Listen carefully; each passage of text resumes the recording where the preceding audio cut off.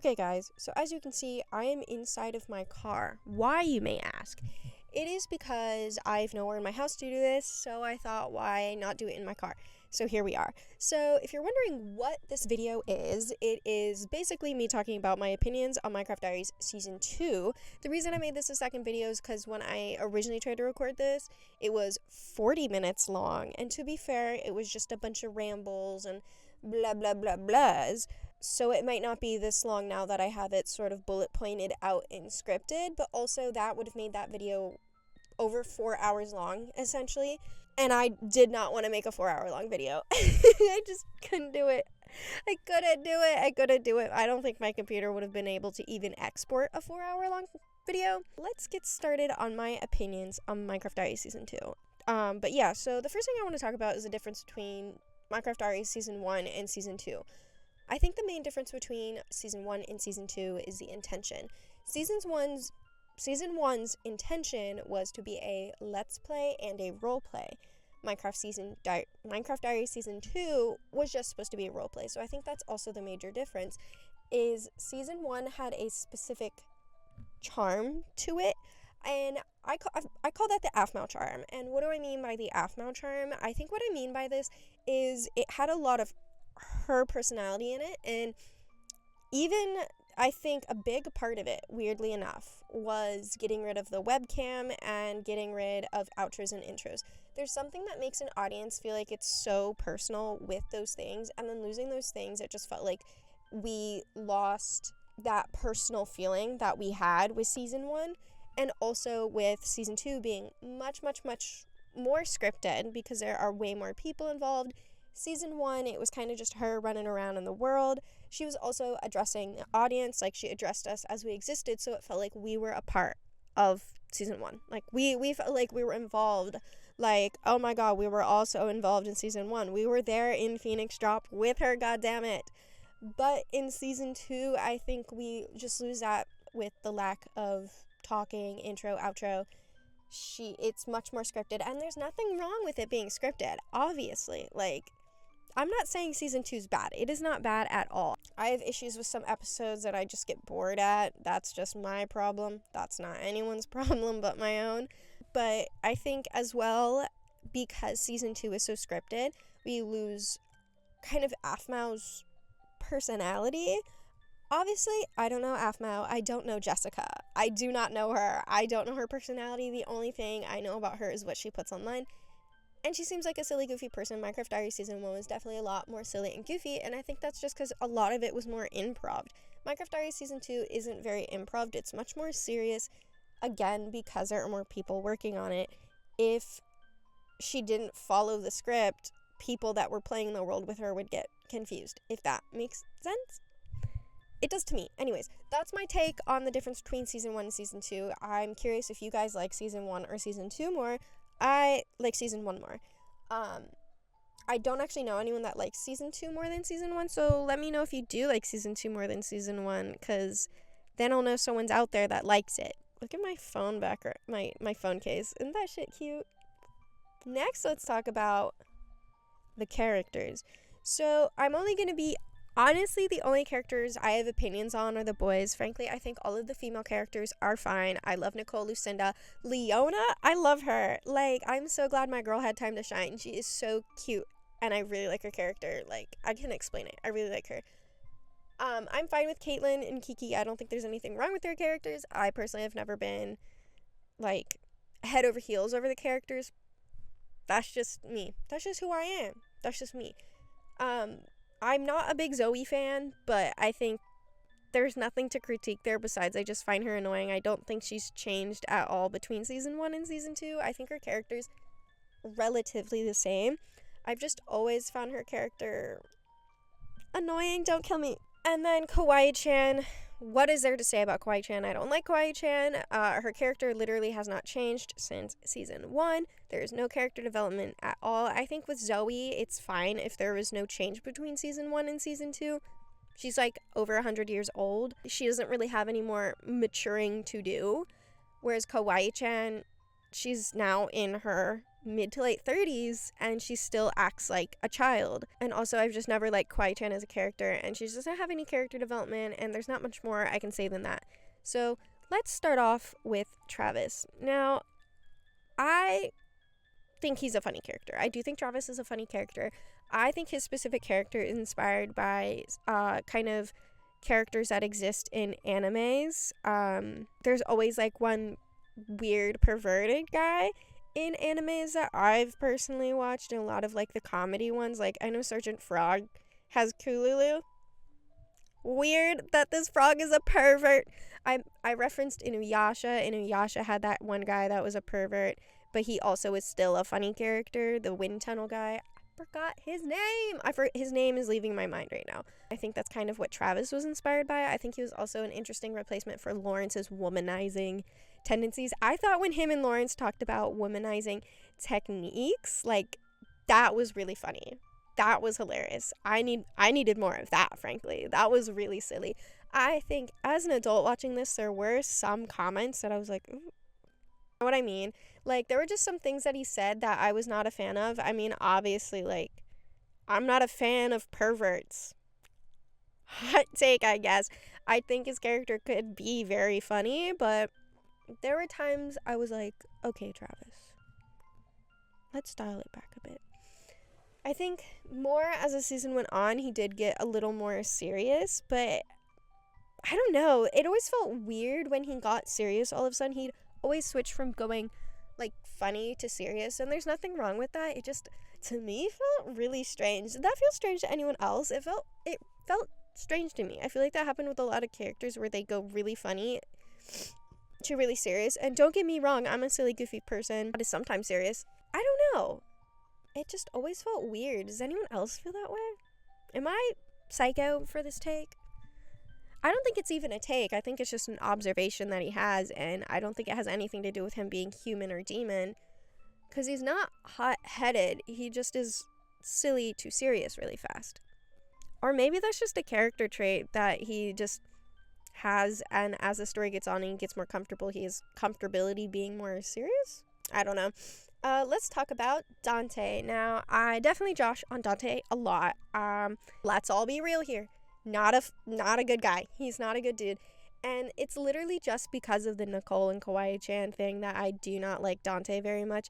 He's completely immature that entire time. He literally blames the breakup on Nicole's hormones. But it's like, dude, he just wouldn't take accountability for a single thing that really happened, in my opinion, and a lot of it was super manipulative. But during part 2, I think his character was fine. I started liking Dante again. Frankly, he's one of the only guys I actually grew to like during part 2 of season 2. I mean, I felt that way with Aaron, but I'll talk about Aaron in a bit. But yeah, honestly, that was my main issue with Dante. Second half of the season, he was perfectly fine, a perfectly fine gentleman. He was sweet. He was clearly a good father to Dimitri. He was kind to Nicole. We don't really see Kawaii-chan a lot. I still like Nicole and Dante more as a relationship, but I also hate Kawaii-chan. So there's that. But yeah, I think in the end, he is one of the only good guys left, as well as, like, well, Aaron dies, so he's not left. But I talked to one of y'all about this. He's loyal, he's sweet, and at the end of the day, he is a good character, and he's a good friend to Aphmau. Let's talk about Garroth. Now, for the time that Garroth was in majority of the time that Garroth was in season 2, I think his character was redeemed. He acted how I thought a Garroth would act. Wow. In Skyblocks, redeemed himself. And when he was in his Skyblocks world, he redeemed himself. I think when he came back, he redeemed himself by he just seemed more Garroth, because it just felt so, the end of season 1 just felt so out of character for Garroth. And obviously, I'm not the author of Garroth, so, you know, I don't know his character as well as the author of Garroth, Aphmau, obviously, knows him as well. It just felt a little off. Obviously, I don't know him as well as Aphmau does. I did not write him, but as a viewer, it felt out of the ballpark, that happening. But during season 2, I think he went back to his Garthy ways. I think he became a little hot-headed in some situations.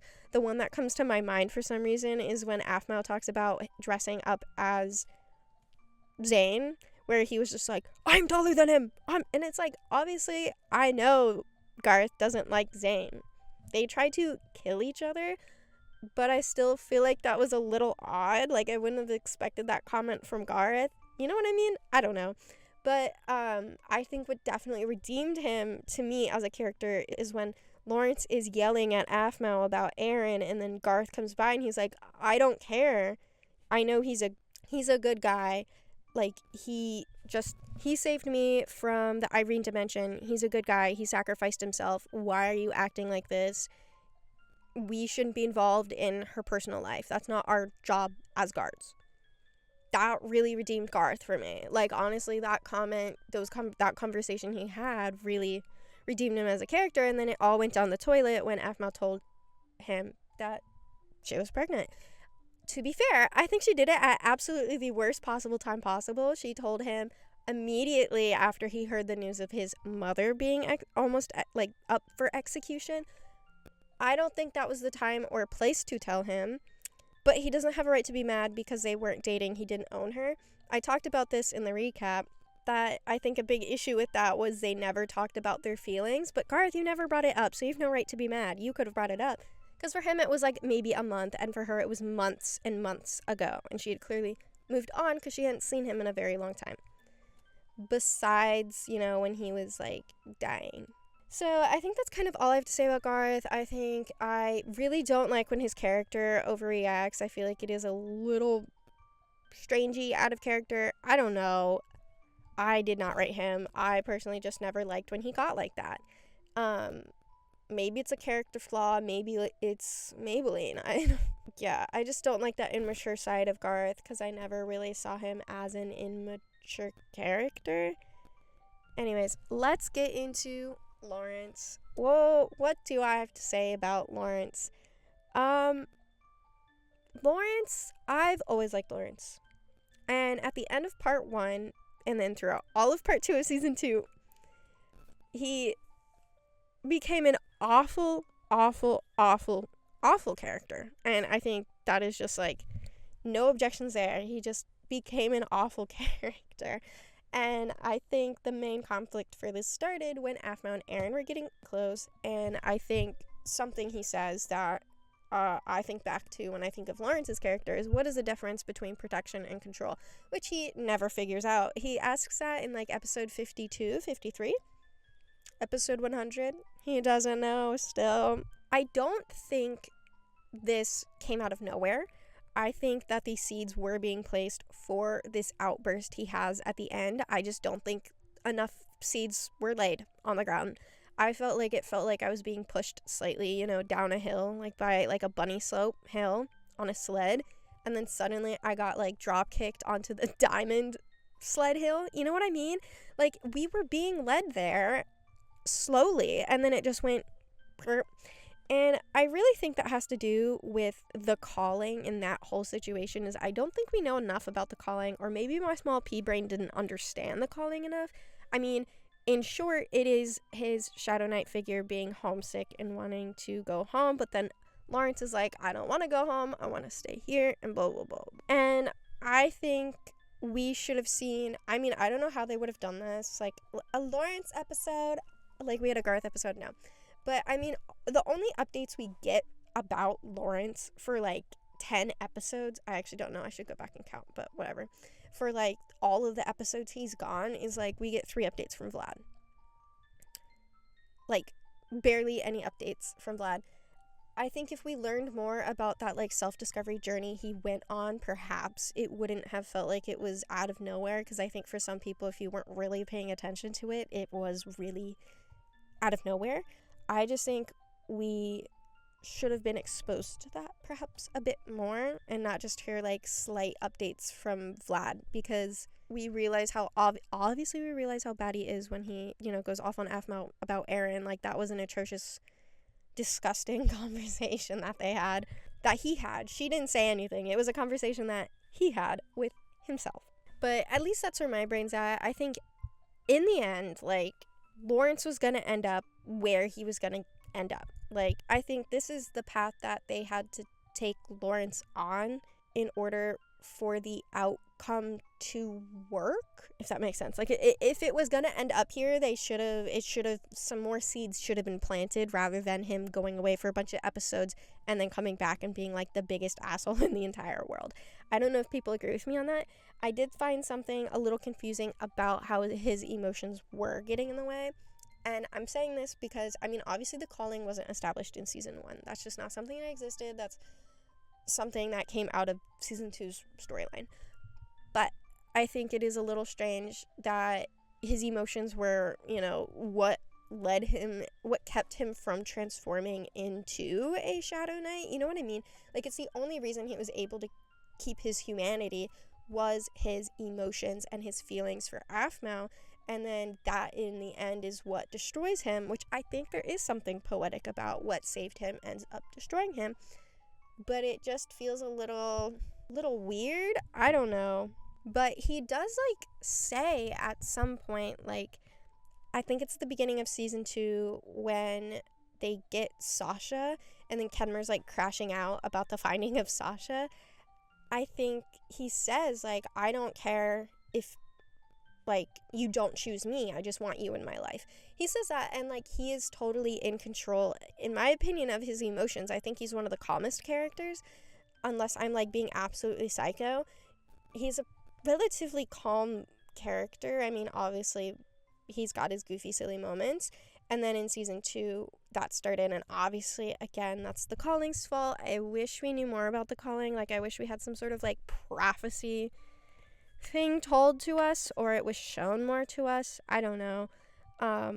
But I do think it is poetic that what saved him did end up destroying him, because he kept thriving for this dream, for being he was trying to keep his humanity so much it was driving him insane. I think that's a really interesting storyline. I think that's such an interesting, it is such an interesting concept. What saves him is what ends up destroying him. What saved him in season 1 is what destroys him in season 2. I just wish we saw more of it, and it would make more sense. At the end of the day, I don't think Lawrence is a bad character. I think we lost, we got a bit lost in the sauce. The plot got a little lost in the sauce. I think the storyline could have been super interesting. I think it just wasn't, executed as well as it could have been, because, like I'm saying, I think that's really fascinating. I think it's fascinating taking what saved him ends up destroying him. But I would like to see that, rather than, going down and then suddenly coming back and then crashing the hell out. Yeah, and that's my take on Lawrence. What's your take on Lawrence? Do you agree with that? I don't know. That's my opinion on Lawrence. Let's talk about Eren. Now, I dunk on Eren a lot.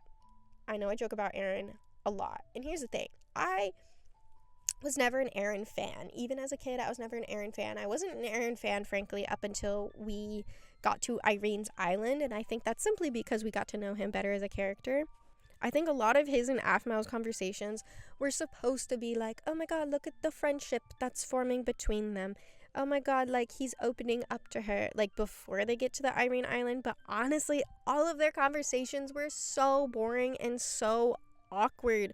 And I get it, people can be awkward. I'm not trying to shit on awkward people. I'm awkward as hell. However, the dialogue was a little awkward to watch between the two of them.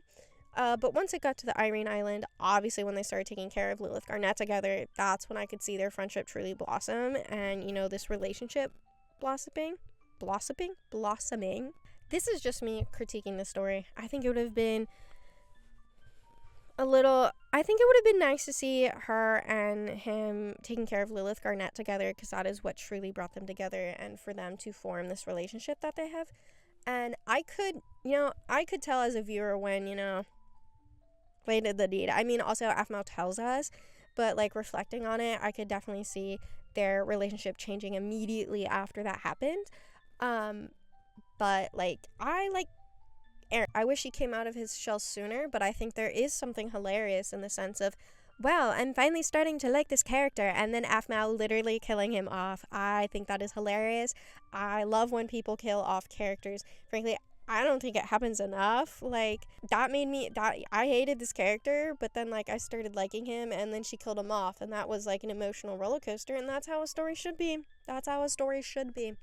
Yeah, I like the way Aaron's story was. I just wish his conversations weren't as awkward with Aphmau, and I know I dunked on him, but I do like him as a character. I just am over. I'm just dramatic as hell. That's all I can say. I know I said I didn't like him in the recap. I did put text there saying I elaborate this more. I just didn't like his character that much until we got to know him, because that's typically how liking people works.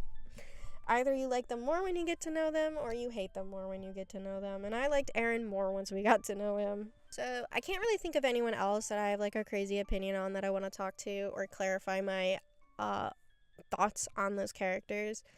So let's jump into relationships. So there is a theory that was running around when I was younger, and basically it was that Aphmau forced everyone not to like Lawrence and Garroth so that everyone would ship Armau, because everyone was like, Armau. Aaron was an insert of her husband, which I think is true. I don't remember. I just remember this being like a whole thing when this first happened, because everyone's like, girl, why'd you make us hate Lawrence and Garroth? And a big theory was so that people would ship her and Aaron, and in the end I do think her and Aaron were better options, but that's because she absolutely destroyed Lawrence and Garth's characters, which, like, I think isn't inherently a bad thing. It's just a huge theory that people had at the time, and I'm not saying I agree or disagree with it. I think perhaps that was an intention, but as well as it does work well with the story. Anyways, I just thought I'd say that was a theory. I don't agree, I don't disagree with it. I think I'm somewhere in the middle, you could say. But I think, yeah, Aaron is the good choice. He's the only love interest that I think that gets involved with Aphmau where she makes him better. I think you could argue in season 1 that she makes Lawrence a better person. Obviously, Lawrence isn't a Shadow Knight. Like, he makes her a better person.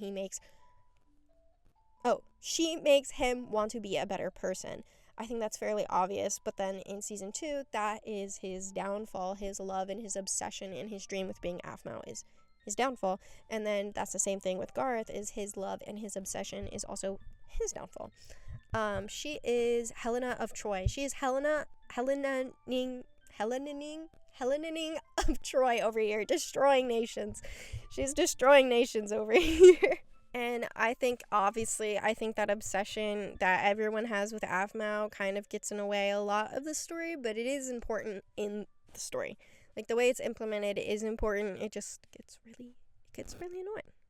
It gets really annoying sometimes. I think a reason at the end I liked Armau the most is because they ended up making each other better people. Like I was saying, Aphmau made Garth and Lawrence terrible people, but she ended up making Aaron a better person.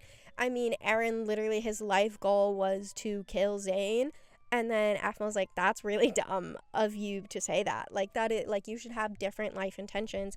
And then in the end, he ended up killing Zane, but it wasn't because he wanted to kill Zane, it was because he wanted to protect everybody, and he was doing this for the greater good, and it wasn't out of a selfish reason. Like, she changed Aaron for the better. Aaron became a better character because of her. She, I guess, became a better character because of Aaron. I don't know how much Aaron changed her, but she changed Aaron a lot. But I think relationships thrive off of each other bettering you, obviously in a healthy way, out of the two people working together, and when they're together they better themselves. And Aaron and Aphmau were the only people that really in the series get better because they're with each other. But again, during season 1 and the beginning of season 2 was definitely a Lawrence and Aphmau shipper. I think they should have ended up together until he became an absolute psycho, obviously. But I was not an Armau shipper until he died, so... So that's my thoughts on season 2. Tell me down below if you agree. If you disagree, don't call me dumb and don't call me stupid. These are all of my takes. I mean, it's not going to be hard to change my opinion. You can say something and I'll be like, yeah, I agree with you. Most of the time I do. I agree with a lot of y'all's takes. So let's have a civil conversation down below. I love talking to y'all. It makes my day. I see a comment and I'm like, let me respond as soon as I can because I love talking. I love yapping. As we know, there are like, what, together 12 hours of content of me literally yapping on this freaking channel. Like, hello. Anyways, yeah, comment down below.